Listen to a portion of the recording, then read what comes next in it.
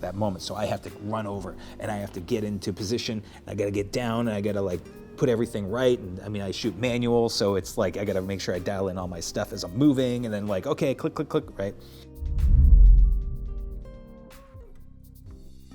Cool, testing. All right, so we're gonna try something a little bit different. I'm putting this camera on auto today, which I don't, auto ISO, so that I don't have to play around with it. One of the nice things the other day about my shooting with when I was in the woods was that I didn't focus on that at all. It was actually with my iPhone. This is my USR, and I don't ever do auto because like right now it's at 2500 ISO, which this camera can handle. But that's not the point. But the point of today's story is story. I want to talk just a little bit about the importance of story and what it means to you as a creator, to our clients. I kind of touched on it a little bit the other day when I was talking about, in construction, maybe they're doing a new rotary and they put in a new rotary or a roadway improvement of some sort, and it's easy to get lost with the distraction of detours and things like that, and I'm late because of whatever. They're looking at the practicality of what needs to get done. They're looking at the logistics, and they know, hey, this roadway improvement's gonna fix things up. But the people that are getting impacted in the interim, I mean, it throws their whole life off for however long the construction is. So it's very important to connect those two things together. The hey, we're doing this because, and then expressing the story behind it. So I have a perfect example of this was a project that I was doing, a roadway improvement project out in California. It was like 1.5 miles of a road stretch, and it went straight through a city. It went straight through a neighborhood, and it was 1.5 years roughly of the entire street getting all kinds of messed up. So they did in phases. So they did, for like 1/4 mile or 1 mile or 3/4, whatever it was, that was phase 1. And so they'd finish that part for the most part. And then they'd do phase 2 and then phase 3. But the whole stretch, which was a main road, was getting impacted, even like pickup of trash, and people couldn't park on the street. And like, it was this big major ordeal. But I was part of I was the primary photographer. This was for the company that I used to work for. And it was one of those things where they said, oh yeah, we just need some photos, because they were doing this really cool interactive map for people, so that the stakeholders, the neighborhood, the people involved in the construction indirectly, the neighborhood folks could actually see the progress and like what's being done. So they did an interactive map, which was cool. I went and took some photos, but I'm a photographer. So like, I was like, hey, we could do even better. And so I got to know the neighbors really well. And I actually made this almost like documentary style thank you to the county from the perspective of the neighborhood. And so I interviewed some of the people in the neighborhood because I had gotten to know them so well. And they got to know who I was because I was the guy walking up and down and taking the photos. And I almost acted like a liaison between the construction company or the various construction companies. Because if you don't know, a project of that size, usually, like, let's say the county is in charge of it, we'll just say the county is in charge of it because they were in this case. And so they oversaw the construction, but you have different people, different construction companies that do different things. Some are really good at paving, some are really good at demolition, some are really good at like laying pipe and whatnot. So you'd have different contractors, different construction companies at different phases doing different things. So I worked really hand in hand with the county inspector. He was in charge of like overseeing and making sure like, hey, that curb's not straight, you have to adjust for that, or any major issues, or the neighborhood, if they had any concerns, which they often did, he would be there to do it. So anyway, I started just naturally partnering with him. because I was also walking around the entire thing. I was there for the year and a half. I would go out every week, a couple times a week. Sometimes I'd get photos, I'd get video footage. And then I ended up doing this final video project, which was kind of a passion project for me, but it meant a lot for the neighborhood. And it was really cool to be able to tell the story. And I don't even think I had this, I might have had this camera, but touching on what we were talking about yesterday, which is, or maybe it was the day before, about you're probably better than you think you are, or you're probably good enough to get started. I started that job with the T7i, which is a crop camera, a Canon, and the kit lens, which I think was the 18 to 55. It's a crop sensor lens. We're not talking high-end gear here. It's better than the iPhone, or any phone, but I ended up upgrading to this with a super high-end lens, which is not the one I'm using right now, but this is also a good one. So it wasn't about the gear that I was using, it was my ability to help tell the story. And my storytelling wasn't just about like, hey, look at the neighborhood that's getting impacted and the benefit of it. It was also, which unexpectedly was really cool, I got to know the construction workers, quite a few of them.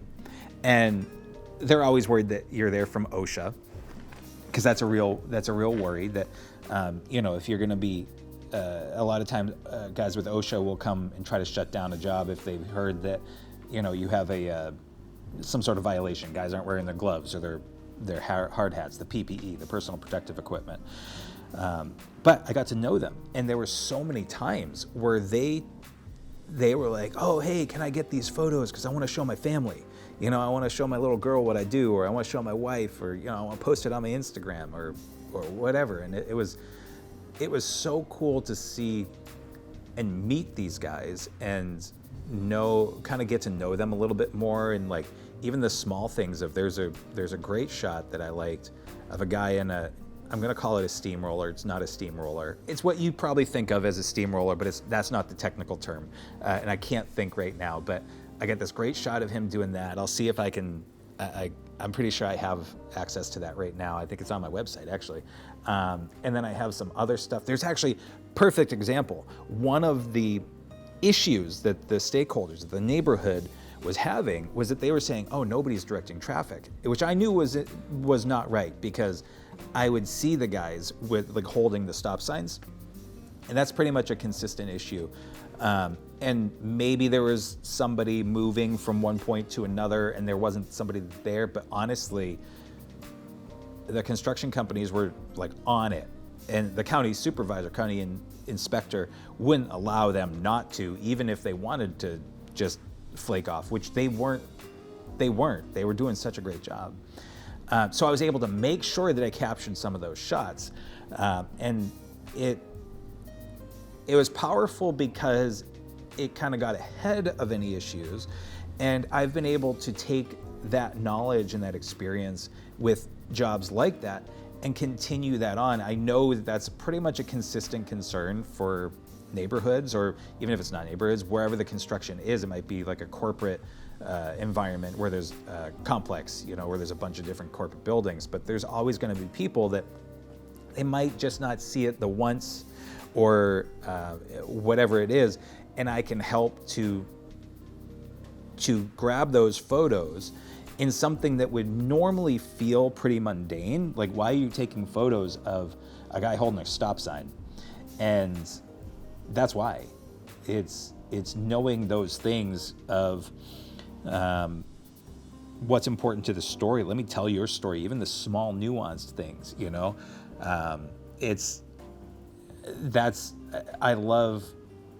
I think part of the reason why I love construction photography is that it's one of those like run and gun. You have to be like looking ahead and seeing, okay, this guy is going to be laying down that copper pipe, or they're going to drop this wood down, and I want to be able to capture that moment. So I have to run over and I have to get into position, and I got to get down, and I got to like put everything right. And I mean, I shoot manual, so it's like I got to make sure I dial in all my stuff as I'm moving, and then like, okay, click, click, click, right? And that's fun. But it's also that storytelling that most people don't think about. Usually, if you do see photos of construction, it's just like, oh, hey, look, here it is. This is what the road looks like now. And sometimes that's all the shot is. Sometimes it's just an informational shot of this is what it looked like before, this is what it looks like now. Wonderful. But even in that, there's a story. It's the power of storytelling is, I feel, undervalued by a lot of people. And maybe because they just don't think about it as storytelling. But that's I think that's probably one of the biggest reasons why I love photography and video. So like, it's like that little documentary style thing where I narrated over the footage and then broke it up. I'll put a link in the description. I have that video, so I'll put a link in the description so you guys can take a look at it if you're interested. It wasn't the best highly produced video because I was still learning this camera and its capabilities, and so I didn't learn how to capture certain things as well as I would now. So some of the footage isn't as nice production-wise, but it still works. Like the message, you kind of oversee that, and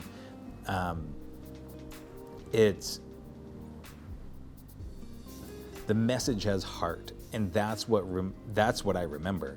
The stuff that I am so fulfilled with is sharing these stories and like connecting these people and helping them to see each other's side, so because it could be like, oh yeah, Josephine down the street says that like, I don't know, there's a crack in her house or something or whatever, and then but we have footage of it having been that way before, or photos of it being that way before, and so a lot of people don't see these things until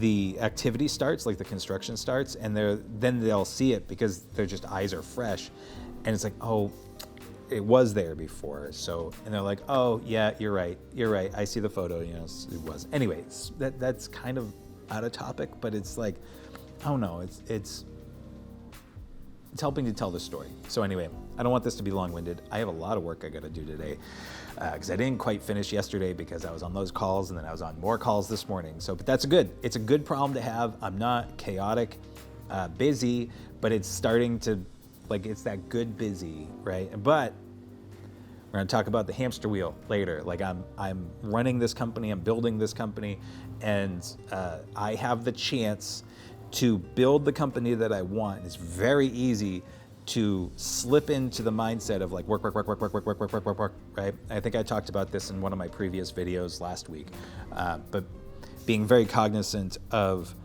that hamster wheel that I'm building for me and my people, and making sure that they know what's okay, what's too much to ask, what's too high, and then can this wait till tomorrow, and then like kind of just like finding that balance, right? So that's what I'm trying to make sure that I do. And so, but this is part of it. I have to end this because I have to go do that stuff.